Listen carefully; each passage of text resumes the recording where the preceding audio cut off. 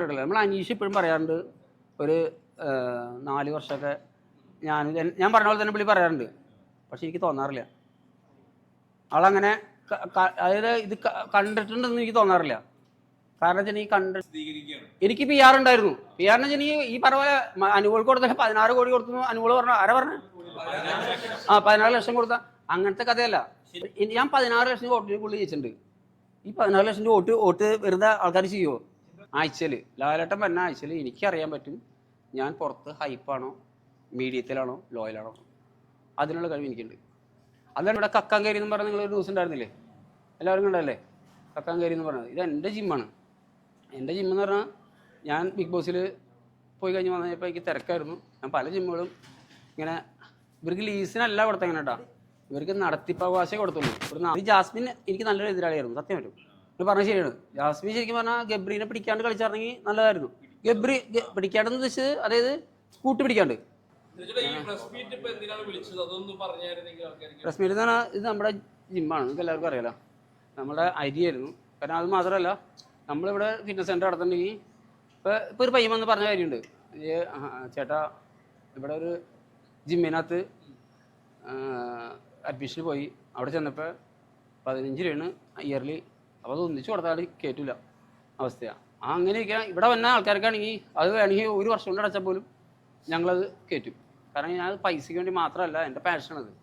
അപ്പോൾ അതിനകത്ത് കയറിയാണ് ഇവിടെ ആൾക്കാർ കൈവച്ചത്. കാരണം ഈ ജിമ്മ് ഞാൻ ഇവിടെ കക്കാൻ കയറി എന്ന് പറഞ്ഞാൽ നിങ്ങളൊരു ന്യൂസ് ഉണ്ടായിരുന്നില്ലേ, എല്ലാവരും കണ്ടല്ലേ? കക്കാൻ കയറി എന്ന് പറഞ്ഞത് ഇത് എൻ്റെ ജിമ്മാണ്. എൻ്റെ ജിമ്മെന്ന് പറഞ്ഞാൽ ഞാൻ ബിഗ് ബോസിൽ പോയി കഴിഞ്ഞ് വന്നപ്പോൾ എനിക്ക് തിരക്കായിരുന്നു. ഞാൻ പല ജിമ്മുകളും ഇങ്ങനെ ഇവർക്ക് ലീസിനല്ല കൊടുത്തെങ്ങനെ കേട്ടോ, ഇവർക്ക് നടത്തിപ്പവകാശം കൊടുത്തുള്ളൂ. ഇവർക്ക് ലീസിനല്ല കൊടുത്തെങ്ങനെ കേട്ടോ, ഇവർക്ക് നടത്തിപ്പവകാശം കൊടുത്തുള്ളൂ. ഒരു 40% നടത്തിപ്പവകാശം. അത് എനിക്കും കൂടി ഇവിടെ വരാം, എനിക്കും കൂടി നടത്താം. അങ്ങനെയുള്ള സംഭവം കൊടുത്തിരുന്നത്. ഇവരൊരു 10 ലക്ഷം രൂപ കൂടുതൽ എന്നെ പറ്റിച്ചു. പിന്നെ ഒരിടയ്ക്ക് എന്ന് വെച്ചിട്ടുണ്ടെങ്കിൽ ഈ നടത്തുന്ന ആളുടെ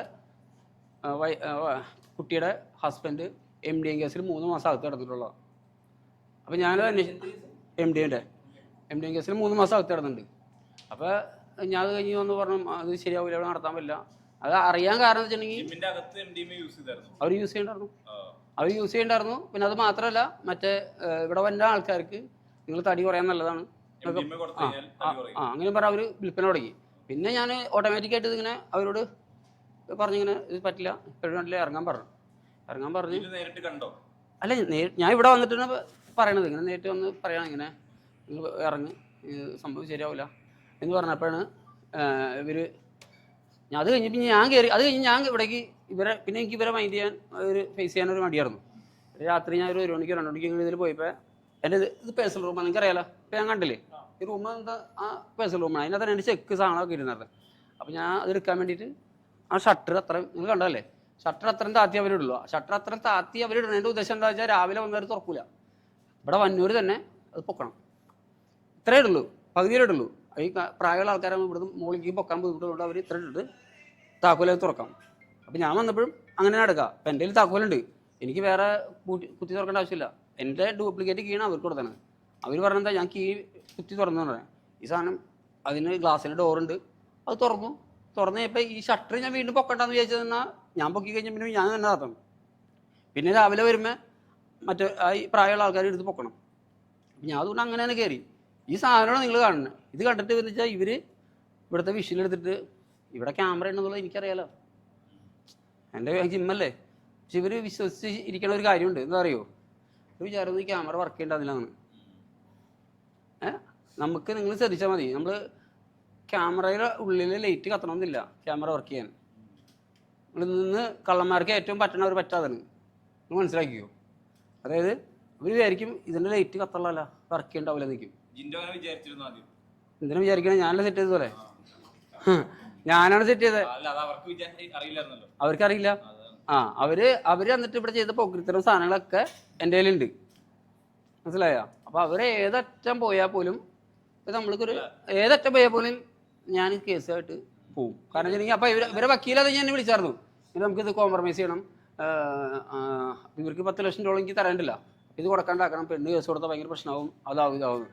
അതായത് ഇതോടുകൂടി എൻ്റെ ഈ കേസോടുകൂടി മിക്കവാറും പെണ്ണുങ്ങൾ കേസുകൾ നിർത്തും. അതായത് ഞാൻ 100% നേരെ സുപ്രീം കോടതിയിലേക്ക് വിടും. കേസ്. അത് മാസത്തിൽ അവരെ അങ്ങോട്ട് വരുത്തിയത്. ഏതാ ഇപ്പഴാ ക്യാമറ ഓഫ് ചെയ്തിട്ടുണ്ട്. കറണ്ട് ഇല്ലാണ്ട് CCTV വർക്ക് ചെയ്യും, അതൊക്കെ വർക്ക് ചെയ്യും. നിങ്ങൾക്ക് അറിയുമ്പോൾ അതാണ് ഈ കള്ളന്മാർക്ക് പറ്റുന്ന പ്രശ്നങ്ങൾ. അപ്പോൾ അങ്ങനെയാണെങ്കിൽ ഒരു കാര്യം ചോദിക്കട്ടെ, നിങ്ങൾ ജ്വല്ലറികൾ കുത്തി തുറക്കാൻ വേണ്ടി ഇവരൊക്കെ തുറക്കാൻ വേണ്ടി ഇൻവെർട്ടർ കത്തുന്നല്ലേ പറഞ്ഞത്? അല്ല, ഇവിടെ ഇൻവെർട്ടർ അല്ല, ക്യാമറയ്ക്ക് വേണ്ടി മാത്രം വയ്ക്കാൻ പറ്റും. നമുക്ക് ക്യാമറയ്ക്ക് വേണ്ടി മാത്രം ഇൻവെർട്ടർ സെറ്റ് ചെയ്യാൻ പറ്റും അതിൻ്റെ ഉള്ളിൽ. ഇപ്പൊ കള്ളന്മാര് CCTV കാര്യങ്ങൾ പറഞ്ഞല്ലോ, എങ്ങനെയൊക്കെ ശ്രദ്ധിക്കേണ്ട ക്യാമറനെ പറ്റിയിട്ട് കള്ളന്മാരെ എങ്ങനെ ശ്രദ്ധിക്കുന്നതാണോ ഇപ്പൊ ജിൻഡോയ്ക്ക് ഇങ്ങനെ വരാൻ പറ്റുന്ന രീതിയിൽ അപ്പൊ അവര് സംസാരിച്ചല്ലോ. അതിന്റെ ഒരു ഉദാഹരണം നിങ്ങൾക്ക് പറഞ്ഞുതരാം. അത് നിങ്ങൾ എന്നോട് എപ്പോഴും ബിഗ് ബോസിലെ കാര്യം പറയല്ലേ, മണ്ടന്മാരെന്ന് പറയല്ലേ. അത് ഞാൻ എക്സാമ്പിൾ പറഞ്ഞുതരാം. ഞാൻ 3 വർഷം സത്യസന്ധമായിട്ട് പറയുന്നതാ, 3 വർഷം തമിഴ്, ഹിന്ദി, മലയാളം നമ്മൾ വണ്ടി പോയാൽ പോലും ഇങ്ങനെ ലൈവ് വയ്ക്കും. വീട്ടിൽ എല്ലായിടത്തും ഇങ്ങനെ ലൈവ് വെച്ച് നമുക്ക് കണ്ട മനസ്സിലാവുന്ന സാധനം എന്ന് അറിയോ, എനിക്ക് അവിടെ ആഴ്ചയിൽ ലാലേട്ടൻ പറഞ്ഞ ആഴ്ചയിൽ എനിക്കറിയാൻ പറ്റും ഞാൻ പുറത്ത് ഹൈപ്പാണോ മീഡിയത്തിലാണോ ലോയലാണോ. അതിനുള്ള കഴിവ് എനിക്കുണ്ട്. അതാണ് ഞാൻ ഈ 3 വർഷം കൊണ്ട് ഉണ്ടാക്കിയെടുത്തത്. അതിനെ ഞാൻ അവിടെ കളിച്ച കളികൾ എന്ന് പറഞ്ഞാൽ ശരിക്കും പറഞ്ഞിട്ടുണ്ടെങ്കിൽ അത് അറിയാൻ വേണ്ടി തന്നെ ഞാൻ ഒരു തവണ മറ്റേ ഡയലോഗ് പറഞ്ഞിരുന്നു, സ്വന്തം നിലനിൽപ്പിനെ ബാധിക്കുമെന്ന് കരുതിയാൽ സ്വന്തം കൂടപ്പിറപ്പായാലും ജനിപ്പിച്ച എന്തായാലും മോഹിച്ച പെണ്ണായാലും തട്ടിക്കളയണം. ആ സമയത്ത് ഞാൻ ലോയായി. അത് എനിക്ക് അവിടെ നിന്ന് മനസ്സിലാവും. അതാ ഈ സാധനം എൻ്റെ സാധനം വർക്കാവുണ്ടോന്ന് അറിയാൻ വേണ്ടി ഞാൻ പറഞ്ഞത്.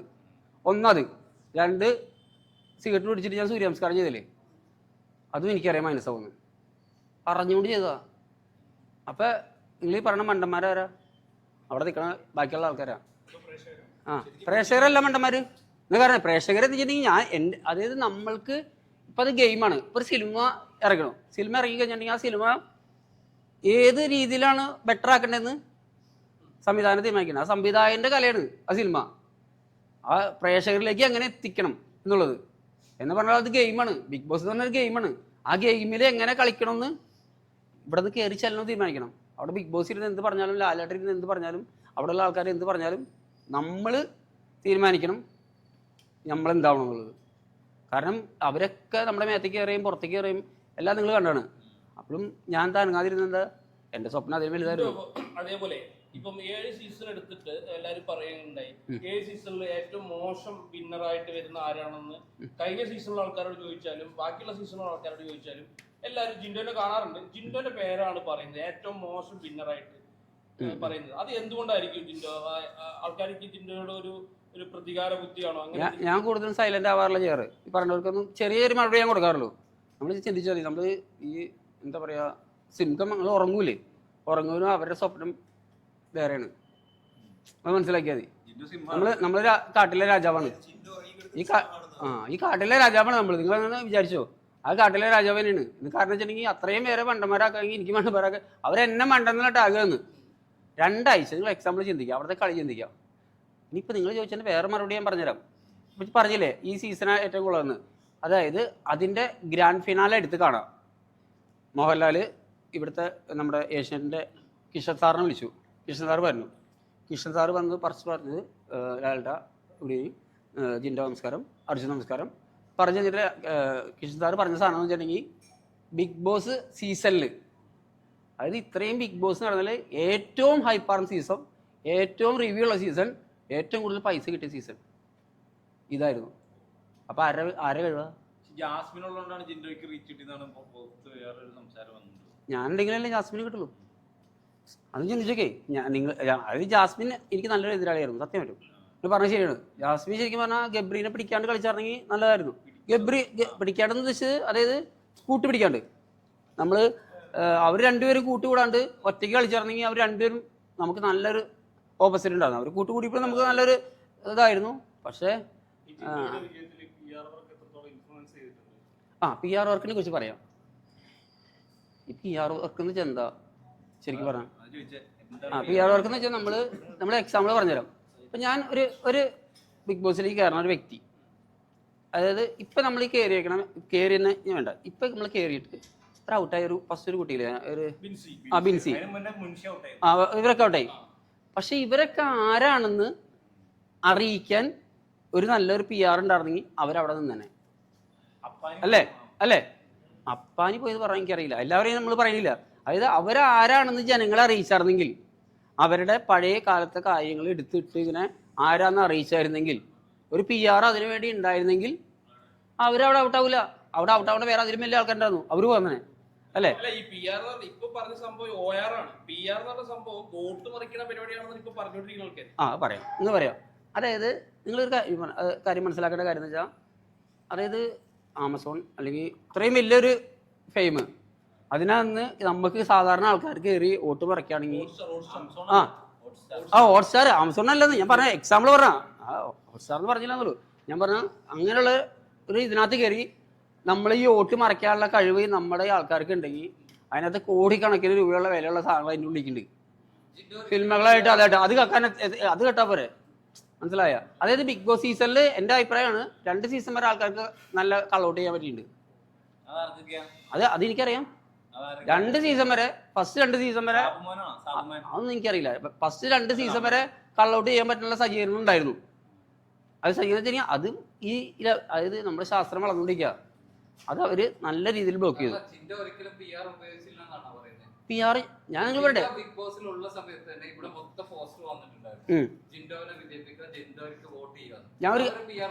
ഞാൻ ഒരു കാര്യം ചോദിക്കട്ടെ, ഒരു സിനിമ ഇറങ്ങാണ്, എന്തിനാ പോസ്റ്റ് വെക്കണേ? എന്തിനാ വെക്കണേ? സിനിമ വെക്കണേ? സിനിമയ്ക്ക് എന്തിനാ PR? ലാലേട്ടനെ നമ്മൾക്ക് അറിയില്ലേ? ലാലേട്ടൻ എന്തിനാ പോസ്റ്റ്? നമുക്ക് ലാലേട്ടൻ്റെ പടം അറിയാമല്ലേ? അത് PR എന്ന് പറഞ്ഞാൽ നമ്മളെ കുറിച്ച് അറിയണമെന്നുണ്ടെങ്കിൽ ഒരു കാര്യം നിങ്ങൾ മനസ്സിലാക്കിയാൽ മതി.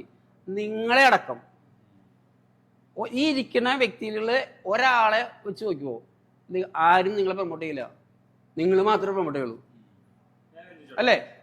സത്യല്ലേ? ബിഗ് ബോസിൽ നിൽക്കുന്ന ലാലോട്ടനെ പ്രൊമോഷൻ ചെയ്യാൻ ആശീർവാദം ഉണ്ട്. അങ്ങനെ മമ്മൂട്ടി ആയാലും സുരേഷ് ഗോപിയിലും ഏത് ആൾക്കാരായാലും അവർക്ക് PR എന്ന് പറഞ്ഞ സാധനം ഉണ്ടാവണം. ബുദ്ധി ഇല്ലാത്തവരാണ് PR വെച്ചാൽ പോത്തെ. അത് അതിനുള്ള ബോധം വേണം. എനിക്ക് PR ഉണ്ടായിരുന്നു. PR എന്ന് വെച്ചാൽ ഈ പറഞ്ഞ പോലെ അനുമോൾക്ക് കൊടുത്ത 16 കോടി കൊടുത്തു. അനുമോള് പറഞ്ഞു, ആരാ പറഞ്ഞു? 14 ലക്ഷം കൊടുത്ത അങ്ങനത്തെ കഥയല്ല. എനിക്കറിയില്ല കേട്ടോ, സത്യം പറ. കാരണം വെച്ചാൽ എനിക്ക് ഞാൻ ഉണ്ടെന്ന് പറഞ്ഞില്ലല്ലോ. ഞാൻ അനുമോൾക്ക് 16 ലക്ഷം രൂപ ഉണ്ടെന്ന് പറഞ്ഞില്ല. അതായത് നിങ്ങളെ മീഡിയക്കാരും ആൾക്കാരും പറയുന്നുണ്ട് 16. ഞാനൊരു എക്സാമ്പിൾ പറയട്ടെ. ഇന്നലെ തന്നെ ഒരു 2 പേര് പുറത്തയക്കണ ഏതൊരു ചെക്കൻ, അതിന്റെ പേര് പോലും എനിക്കറിയില്ല, ഏതുണ്ടമ്പൊന്നും എനിക്കറിയില്ല. അതൊരു കിളുന്ന സാധനം എന്നിട്ട് പറയാ ജിൻഡു അങ്ങനെ PR ജയിച്ചേ, അങ്ങനെ PR ആൾക്കാർ ജയിക്കരുത്. എന്നിട്ട് അവനോട്ടായേ, അവൻ്റെ ഔട്ടായേ PR ഇത് തോന്നണ്ട? എനിക്ക് തോന്നണ്ട അവന് PR അവിടെ കയറിയേക്കണ എല്ലാവർക്കും PR ഉണ്ട്. എനിക്ക് ഉണ്ടെന്ന് ഞാൻ പറഞ്ഞില്ലേ, PR ഉണ്ടായിരുന്നു. PR എന്തിനാന്ന് മനസ്സിലായോ? ഞാൻ 16 ലക്ഷം വോട്ടിന് പുള്ളി ജയിച്ചിട്ടുണ്ട്. ഈ 16 ലക്ഷം വോട്ട് വെറുതെ ആൾക്കാർ ചെയ്യുമോ? ആർക്ക്? ഞാനാ കൂടി ശരിക്കും പറഞ്ഞിട്ടുണ്ടെങ്കിൽ ഒരു 1.5 ലക്ഷം രൂപ എടുത്ത് കൊടുത്തല്ലോ. 1.5 ലക്ഷം അടുത്ത് ഞാൻ പോയിപ്പോ കൊടുത്തിട്ടില്ല, കുറച്ച് കൊടുത്തുള്ളൂ. വന്നപ്പോ കൊടുത്തു, അഡ്വാൻസ് കുറച്ച് കൊടുത്തു, ബാക്കി വന്നപ്പോ കൊടുത്തു. 1.5 ലക്ഷം എടുത്ത് കൊടുത്തുള്ളൂ. ടോട്ടൽ അത്ര കൊടുത്തുള്ളൂ. കാരണം വെച്ചിട്ടുണ്ടെങ്കിൽ ഇപ്പൊ ഈ 16 ലക്ഷം രൂപയുടെ കാര്യമൊക്കെ ഇവിടെ കാര്യം പറയണില്ലേ, ഒരു PR ആയിട്ട് നിൽക്കുന്ന ആൾക്കാർ. ഇപ്പൊ നിങ്ങളും വലിയ ക്യാമറമാനായി വെച്ചോ, നിങ്ങൾ സിനിമ ഷൂട്ട് ചെയ്യാൻ ചെല്ലാണ്, നിങ്ങൾക്ക് എത്ര ആശ വേണം? എനിക്ക് 1 കോടി വേണം. നിങ്ങൾ പറയില്ലേ? എന്നുവെച്ചാൽ അവിടെ നിന്ന് 1 കോടി കിട്ടുമോ? ചിലപ്പോൾ 10,000 ഇടുള്ളൂ. അപ്പൊ നമുക്ക് 10,000 കിട്ടാൻ വേണ്ടി 1 കോടി പറയണേ. കമ്പനിയല്ല, അത് നമ്മുടെ ഒരു ഫ്രണ്ട് ആയിരുന്നു. അത് ഞാൻ പറയില്ല, അതും അറിയില്ല എനിക്ക്. കാരണം ഞാൻ ആളെ ഇപ്പോൾ വലിയ ടച്ചില്ല. അപ്പോൾ അതുകൊണ്ട് വേറൊന്നുമില്ല. കാരണം വെച്ചാൽ ഞാൻ ഇപ്പം നമ്മളെ വന്ന വഴികളിൽ നമ്മളിപ്പോൾ ഒരാളെ ടച്ച് എന്ന് പറഞ്ഞാൽ കമ്പനി കിട്ടട്ടോ പരിചയമുണ്ട്. ഞാൻ നിങ്ങളാർക്കാ PR അത് ചെയ്യാറെന്ന് ഞാൻ ചോദിക്കാറില്ല. ഇപ്പം എന്നോട് പല ആൾക്കാരും വന്നിട്ട് നിങ്ങൾ ഇവർക്ക് സപ്പോർട്ട് ചെയ്യും അല്ലെങ്കിൽ ഇവർക്ക് ഇതിട് എന്ന് പറയാറുണ്ട്. പക്ഷെ ഞാൻ ആർക്കും വേണ്ടി പോസ്റ്റ് ഇട്ടില്ലല്ലോ, ഇല്ല, ആർക്കും വേണ്ടി പോസ്റ്റ് ഇട്ടില്ല. പിന്നെ ആ രേണുസുതി ചിലപ്പോൾ അവിടെ നിന്ന് നടന്നു കേട്ടാനെ. രേണുസുതി അവിടെ നിന്ന് നടന്ന് ഇട്ടേനെന്ന് പറയാൻ കാരണം അറിയോ? അതായത് സുതിച്ചേട്ടനായിട്ട് എനിക്കൊരു ബന്ധമുണ്ട്. അത് ഞാൻ പോസ്റ്റ് ഇട്ടുണ്ടെങ്കിൽ നോക്കിയോ, ഞാൻ ജനകൂടി ലാസ്റ്റൊക്കെ പടം ചെയ്താ. അതായത് ഇപ്പൊ രേണുസുതിക്ക് ഇപ്പൊ ആള് നെഗറ്റീവ് പബ്ലിസിറ്റി ആയിക്കോട്ടെ, ആള് കയറി പോണില്ലേ, അല്ല അതെന്താണെന്നറിയോ? അങ്ങനെ കയറിപ്പോകാൻ കാരണം എന്താണെന്നറിയോ? അതായത് നമ്മൾ എന്തെങ്കിലും നല്ല പ്രവൃത്തികൾ ചെയ്തിട്ടുണ്ടെങ്കിൽ അതിന് എപ്പോഴെങ്കിലൊക്കെ ഗുണം കിട്ടും. അത് സുധിച്ചേട്ടൻ ചെയ്തതിൻ്റെ ഗുണമായിരിക്കും ചിലപ്പോൾ. ഇല്ല, എന്തായിരുന്നു അപ്പം ആ സമയത്ത് രണ്ടു ചേച്ചി ചിലപ്പോൾ അവിടെ നിന്ന് വിൻ ചെയ്തതാണ്.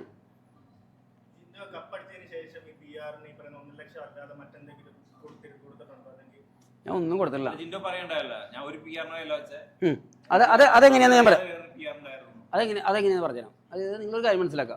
ഈ പി ആറിനെ വെച്ചുകൊണ്ടാണ് ആൾക്കാരോടും പറഞ്ഞു കേട്ടോ. ഇപ്പോൾ എൻ്റെ എക്സാമ്പിൾ, നിങ്ങൾ ഒരു പി ആർ ഇയാളെന്ന് വിളിച്ചോ, ഇയാളെ പിടിച്ച് തല്ലി തൊഴിലേക്ക് നമ്മുടെ കാര്യം പോകല്ലേ അല്ലേ? ഉണ്ടായിരുന്നു.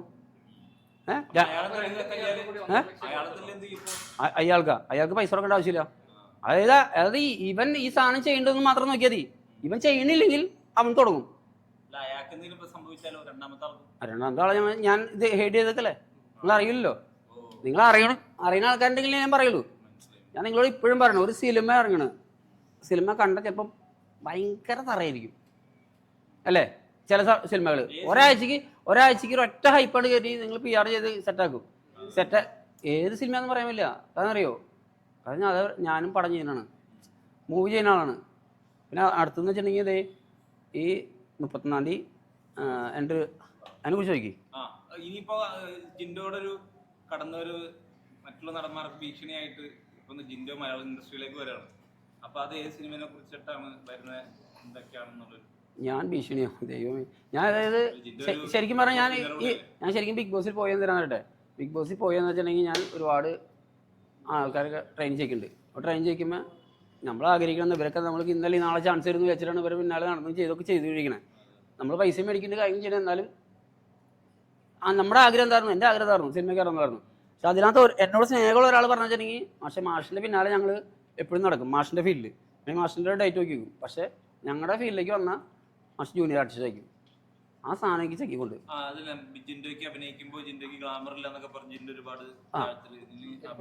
അല്ല, സിനിമ എന്ന് പറഞ്ഞാൽ ഗ്ലാമർ അല്ല. അതായത് നമ്മൾ നല്ലൊരു സംവിധായകൻ ഉണ്ടാവുക, നല്ലൊരു പ്രൊഡ്യൂസർ ഉണ്ടാവുക, നല്ല സ്ക്രിപ്റ്റ് ഉണ്ടാവുക. ഇതുണ്ടെങ്കിൽ സിനിമ ഹിറ്റാവും. അത് 100%. പിന്നെ നല്ല ഈ പറഞ്ഞ പോലെ നല്ല പി ആറും വേണം. ഈ സ്വപ്നസുന്ദരി എന്ന പടത്തിലെ നായകൻ ജിൻഡോ ആണോ? അല്ല, സ്വപ്നസുന്ദരി എന്ന പടത്തിലെ നായകൻ ഞാനാണെന്ന് വെച്ചിട്ടുണ്ടെങ്കിൽ അതിൻ്റെ 4 പേര് നായകന്മാരുണ്ട്, നായികമാരും ഉണ്ട്. അതിനകത്ത് ഒരാളെ ഞാൻ. അത് നമ്മുടെ ബിഗ് ബോസിൽ ഞാൻ പോണേലും 4-5 വർഷം മുമ്പ് ചെയ്തതാണ്. 4-5 വർഷം മുമ്പ് ചെയ്തിട്ട് അത് നിങ്ങൾ ആ പടം അത്ര ഹൈപ്പാന്ന് വിചാരിക്കണ്ട. കാരണം ഒരു ചെറിയ ഫണ്ടിന് ചെറിയ ആൾക്കാർ പൈസ കളക്ട് ചെയ്ത സാധനമാണ്. KJ ഫിലിപ്പ് എന്ന് പറഞ്ഞ സാറാണ്, ആൾ UK യിലാണ്. ആളാണ് ഇത് ഡയറക്റ്റ് ചെയ്ത് തിരക്കഥ ചെയ്ത്. കാരണം പുള്ളിയുടെ സ്ക്രിപ്റ്റൊക്കെ നല്ലതാണ്. നിങ്ങൾക്ക് ഇനി അടുത്ത ഒരു അത് കഴിഞ്ഞിട്ടുള്ള സന്തോഷ വാർത്ത പറയാം. ഞാൻ അടുത്ത 2 അതായത് ഫാമിലി സർക്കസ് സൂപ്പർ പട, പിന്നെ ദയാവധം, ഇത് 2 കഴിഞ്ഞിരിക്കണം. അത് 2 നല്ല പടം. ഇത് നല്ല പടം അല്ലാന്നല്ല കേട്ടോ. അതായത് നമ്മൾ ബഡ്ജറ്റ് കുറച്ച് എത്ര പടം ചെയ്യണോ അതിൻ്റെ ക്വാളിറ്റി അതിനകത്ത് ഉണ്ടാവുള്ളൂ. പിന്നെ നമ്മളൊന്നും ഒരു അഭിനയിക്കാൻ പോലും ഒരു കഴിവില്ലാത്ത സമയത്താണ് നമ്മൾ ചെയ്തത്. പിന്നെ എനിക്ക് അടുത്ത നിങ്ങളോട് പറയാനുള്ള സാധനം, അടുത്ത ഞാൻ മൂവി ചെയ്യാൻ പോണത് സമ്പത്ത് അറിയില്ലേ? സമ്പത്ത് രാമൻ എന്ന് വെച്ചാൽ നമ്മുടെ മാളികപ്പുറത്തിലെ വില്ലൻ, പുള്ളിയാണ് എൻ്റെ പടത്തിലെ വില്ലൻ. അടുത്ത മൂവി ചെയ്യാൻ പോണത് അടുത്ത മാസം. അത് 4 ലാംഗ്വേജിൽ നല്ല സാധനം. ആള് മറ്റേ പടത്തിലുണ്ടായിരുന്നില്ലേ, മറ്റേ നമ്മുടെ ഏതാ എന്താ ഒരു പടം ഇറങ്ങിയാന്നല്ലോ ഇപ്പം, അല്ല കാന്താര 2 ഉണ്ട് പുള്ളി. അപ്പം അതുപോലെ ഒരു പടത്തിൽ ചെയ്യുന്ന ഒരാളുടെ കൂടെ പുള്ളി വില്ലനായിട്ട് തന്നെ നമ്മളൊരു സാധനം നമ്മൾ വരുന്നുണ്ട്. കാണാറുണ്ട്, ഇടയ്ക്ക് കാണും.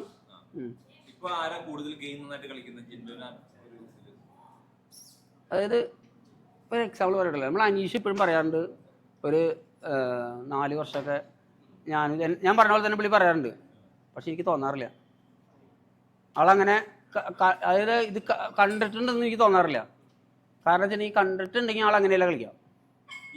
പക്ഷെ അനീഷ് എന്ന വ്യക്തിക്ക് അത് ചില ക്വാളിറ്റി ഉണ്ട്. ഇപ്പം തന്നെ ഈ തവണ എന്നെ വിളിച്ചിട്ടുണ്ടാവും, ഞാൻ പോയില്ല. പോകാൻ കാരണം വെച്ചിട്ടുണ്ടെങ്കിൽ അവിടെയുള്ള ആർക്കും ആരുടെ ഒരു റെസ്പെക്റ്റ് ഇല്ല.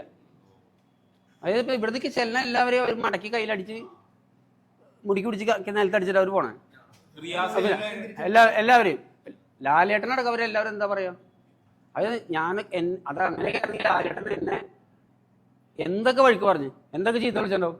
എന്നെ പിടിച്ച് പുറത്താക്കി കഴിഞ്ഞിട്ട് ഞാൻ എന്ത് ചെയ്തേ, അത്രയും അത്രയും കൈകാലം പിടിച്ചിട്ടാണ് ഞാൻ ഗബ്രീനെ കെട്ടിപ്പിടിച്ച് കാര്യങ്ങളൊന്നും ചെയ്യില്ല എന്ന് പറഞ്ഞ് ഞാൻ കയറിയത്. പക്ഷെ ആ കയറലാണ് എനിക്ക് ഗുണം കിട്ടിയത്. എന്താ കാരണം അവിടെ നിന്ന് ഞാൻ പഠിച്ചു ഞാനിവിടെ തെറി ഉണ്ടാക്കിയാൽ ശരിയാവില്ല.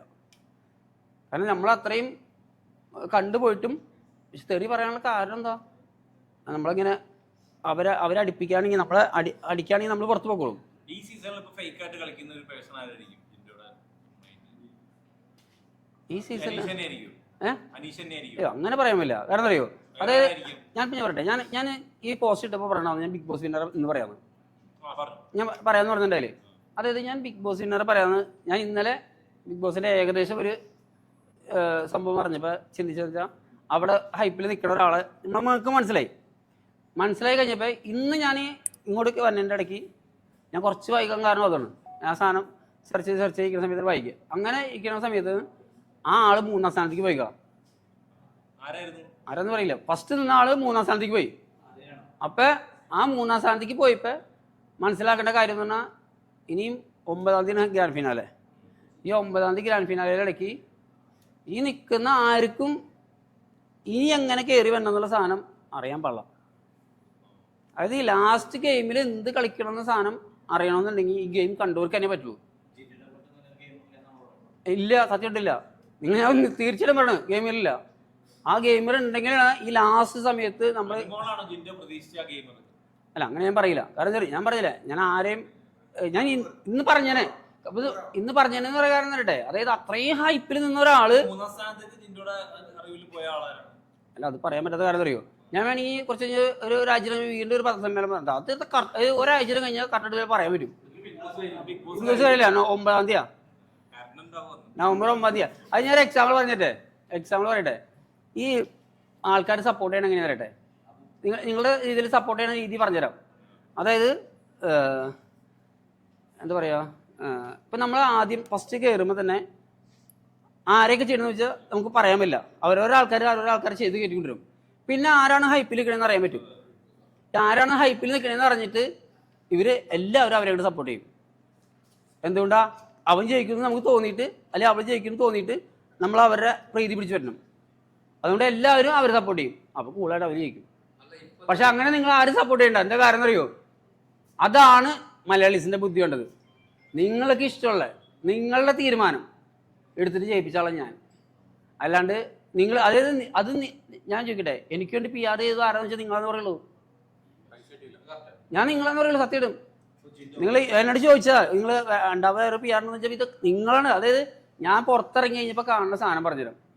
അതായത് ഒരു മീഡിയാസ് പോലും എനിക്കെതിരെ പറയൽ കുറവാണ്. എനിക്ക് മൈനസ് പറയൽ കുറവാണ്. എനിക്കൊക്കെ പോസിറ്റീവായിട്ട് പറയണത്. ഞാൻ ആർക്കെങ്കിലും നിങ്ങൾക്ക് പൈസ അങ്ങനെ തന്നിട്ട് പോയിട്ടുണ്ടെന്നാ സത്യം പറ.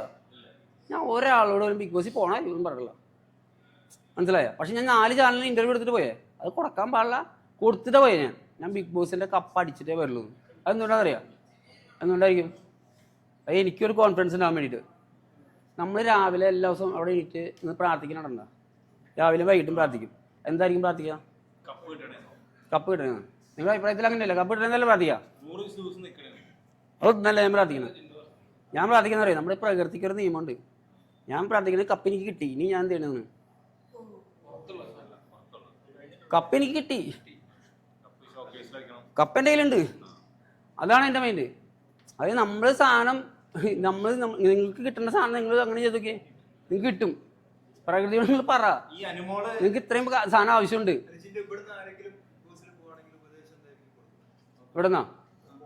ഇവിടുന്ന് ആൾക്കാർ അതെ ഈ കൂട്ടത്തില് ഞാൻ നിങ്ങളോട് കാര്യം പറയട്ടോ.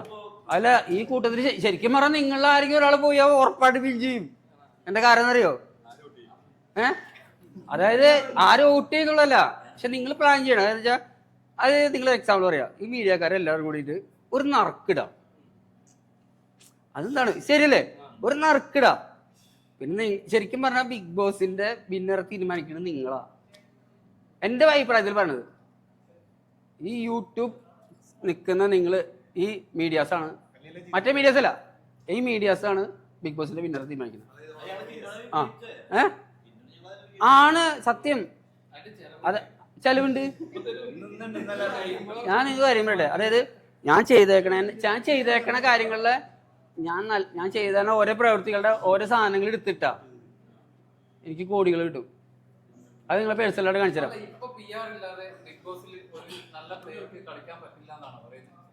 ഞാൻ പറഞ്ഞില്ലേ PR എന്തിനാന്ന് മനസ്സിലായില്ലേ? അത് PR വോട്ട് പിടിക്കാന്നുള്ളതല്ല. നിങ്ങൾ അങ്ങനെ ചിന്തിക്കും. PR-നെ കൊണ്ട് വോട്ട് പിടിക്കാൻ പറ്റില്ല, നിങ്ങളെ കൊണ്ട് വോട്ട് പിടിക്കാൻ പറ്റും. അല്ലാണ്ട് PR-നെ കൊണ്ട് വോട്ട് പിടിക്കാൻ പറ്റില്ല. ബിഗ് ബോസ് സീസണിലെ ബിഗ് ബോസ് സീസണിൽ ഇപ്പൊ അനുമോളാണ് ഏറ്റവും കൂടുതൽ സ്ട്രോങ് ആയിട്ട് കളിക്കുന്നതാണ് പുറത്തുള്ള ഒരു എല്ലാവരും സംസാരിക്കുന്ന ഒരു കാര്യം. ജിൻഡോയുടെ അറിവില് അത്തരത്തിലുള്ള ഒരു ഫാൻ ബേസ് ആയിട്ടുള്ള അനുമോളുടെ ഒരു ഇത് മാത്രമേ ഉള്ളൂ, അല്ലെങ്കിൽ യഥാർത്ഥത്തിൽ അനുമോളെ ഇഷ്ടപ്പെട്ടിട്ടാണ് ആൾക്കാർ വോട്ട് ചെയ്യുന്നത്? കാരണം ഈ പ്രാവശ്യം വിഷനിൽ അനുമോളുണ്ട്. ആരൊക്കെയുണ്ട്? അനുമോളുണ്ട്, പല പല മത്സരാർത്ഥികളുണ്ട്. ഈ അനുമോൾക്ക് മാത്രം എന്തുകൊണ്ട് ഇത്ര സപ്പോർട്ട് വരുന്നതെന്ന് ചിന്തിച്ചിട്ടുണ്ടോ? അതായത് നമ്മൾ ശരിക്കും പറഞ്ഞാലോ, അവിടെ നല്ല ഗെയിമറാണ് അവര് ആദ്യം കയറ്റിയിടാ ഇത് പുറത്താക്കാൻ വേണ്ടിയിട്ട് വോട്ട് ചെയ്യുക ഉള്ളവര്. മനസ്സിലായ? എന്തിനാ? നല്ല ഗെയിമറാണ് അവിടെ നിന്ന് പോകേണ്ടത്.